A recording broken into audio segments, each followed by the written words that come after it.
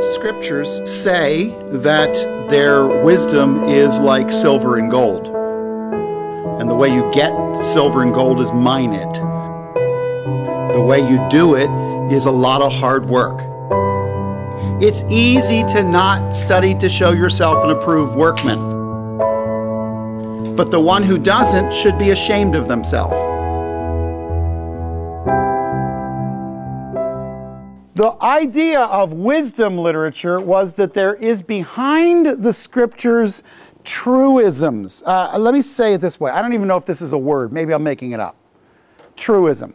A proverb, for instance, is a truism.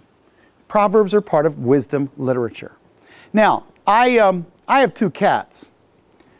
Fatty, that's not her actual name. Mitzi's her name, but we call her Fatowitz. Or sometimes Lunchbox, because she is the size of the top of this little podium here. She is huge. When she rolls, you know, whole cities fall. The point is that she is just really oversized. The other cat is Edgar. For Edgar Allan Poe, he's a black cat. And these two are, first of all, both certifiably nuts. Absolutely, I'm certain of this. Pretty much all the pets that have ever been brought into our family either were nuts or we made them nuts. But here's what I know for sure. I know that they have a normal way that they behave. Edgar, if there's a spot in his bowl where he can see the bottom of the bowl, he will incessantly whine at the foot of your bed because he is swearing, I can see the foot, I can see the hole in my bowl. I guess now they want me to starve to death. I am certain I shall die now. The rest of the bowl has plenty of food in it, but he can see that hole. And if you go and you go, shh, and shake it a little bit and cover the hole, he's fine.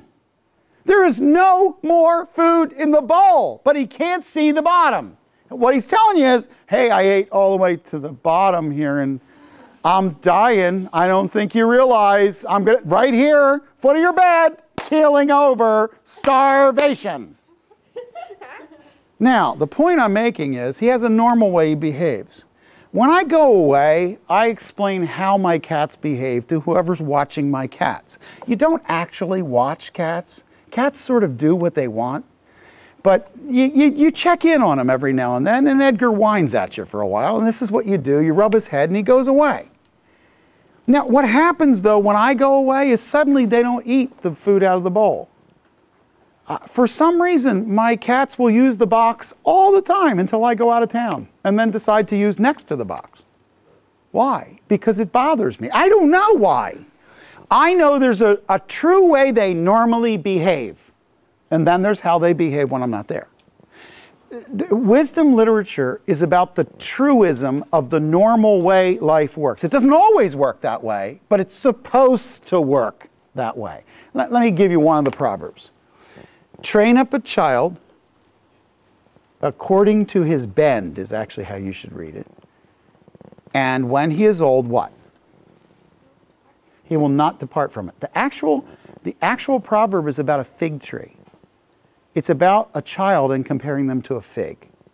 And the word train up a child is actually to squeeze. Now, it's not squeeze the life out of the child, although there are moments when you have thought about this as a parent. It's actually, I don't know if you know this, but about 1 in 3 children when they're born do not naturally nurse. They don't know how to suck. So in the ancient world, they would take green figs. It's called a pog. It's a green fig. And they would pick them when they're green and put them under a wax cover and keep them. And midwives in Israel would break open that wax cover, and after a baby is born, they would take the milky white substance that comes from a green fig and shoot it in the mouth of the child. Did you ever bite into something and get a draw in the back of your mouth? Okay, it's actually a glandular reaction to an acid. Well, what happens is they go like this, they take the little baby, they go in there, and the next thing it does is go, then you apply it to the right surface and it will eat. And that will cause it to nurse. So the idea is to squeeze into the child, that is to give the child an internal desire. Then the second phrase is according to the bend of the child. Because if you look at a fig tree, every every one of the branches is bent differently. The fig trees never grow straight branches. They're always bent. And so when you look at them, he says, create a thirst inside the child according to the bend of that child, so that when they're old, they won't depart from it, because it's intrinsic, it's inside of them, and it's the way they think. Does that make sense? So Hebrew is a very picturesque language. So here's what I want you to see. When you take a proverb like that, is that a promise? If you train up a child according to their own bend, and you really create a thirst in them for the things of the Lord, and you do it according to their own bend, is there a promise in that proverb that your child will not depart from the truth? No, it's a proverb, not a promise. It's a truism. In other words, the normal way life should work is this way. Will it always work that way? No. Because here's the thing, what's not taken into account in that proverb is that the next door neighbor kid is a hellion and draws your kid into all kinds of trouble. That's really possible. There are other factors that are not in the proverb.